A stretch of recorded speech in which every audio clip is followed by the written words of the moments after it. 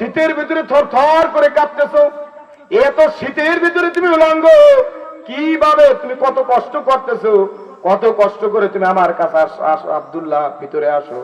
আব্দুল্লাহ ভিতরে যাওয়ার সাথে সাথে আমার নবীর পরনের পোশাক খুলে আব্দুল্লাহর গায়ে পরিয়ে দিলেন। সুবহানাল্লাহ, নবীর পোশাক আব্দুল্লাহর গায়ে পরলো, আব্দুল্লাহকে পরিয়ে দিল।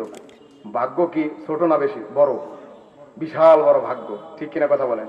একজন হক্কানি আলেমদের যখন খাবার খায়, তাদের সাথে খাবার খাওয়াও তো একটা ভাগ্য।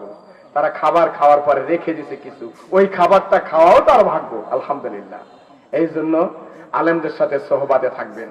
আমি যে হাদিস পড়েছিলাম, মান আহাব্বা সুন্নতি ফাকাদ আহাব্বানি ওয়া মান আহাব্বানি কানা মাই ফিল জান্নাহ।